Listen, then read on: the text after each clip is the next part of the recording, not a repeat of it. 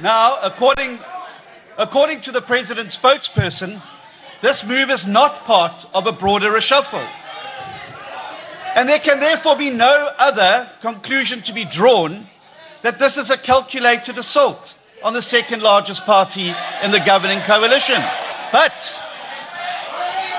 what makes matters worse is that this unilateral action is a result and a product of a flagrant double standard.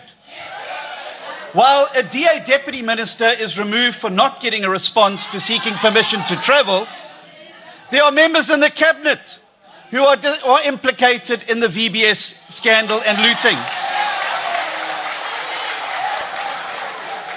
There are members in the cabinet who, despite apparently misleading Parliament over an attempt to deploy corrupt cadres to CETA boards, remains in the cabinet. Serial underperformers and people implicated in state capture continue to sit around the cabinet table. Now, instead of being summarily fired, like DM Whitfield was, these ministers get an opportunity to submit a report to the President on their behaviour. In the past, even ministers who had serious public protector findings against them were merely admonished or had their pay docked.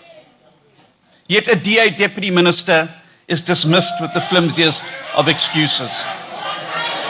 Are the people of South Africa expected to accept that fraudsters, corruption accused and Zondo accused are protected while Deputy Minister Andrew Whitfield is removed? But perhaps there's something even deeper at play here.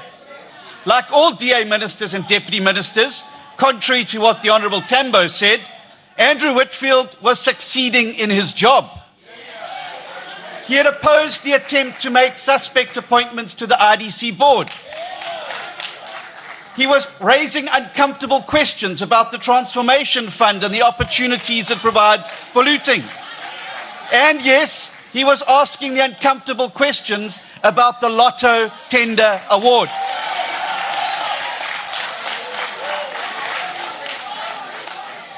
Now, given this flagrant double standard, one is left with no choice but to conclude that hard-working DA members of the executive are fired for fighting corruption, not for committing corruption, for being good at their jobs rather than incompetent.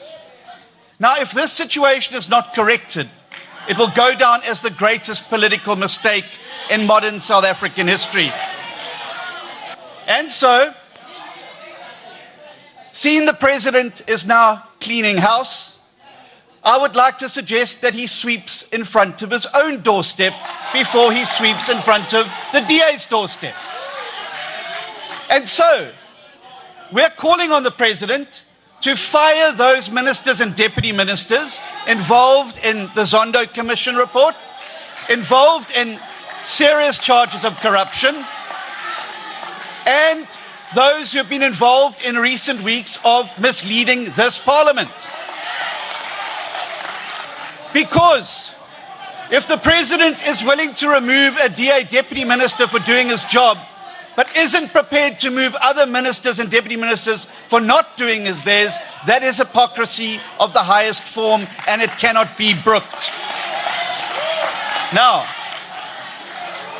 the ball is now then in the President's court, and he must show us now that he's a man of his word. However, this is now a moment of truth. Within the next 48 hours, we will find out if the DA stands alone as the only party that can be trusted to govern responsibly and take South Africa forward. Thank you very much.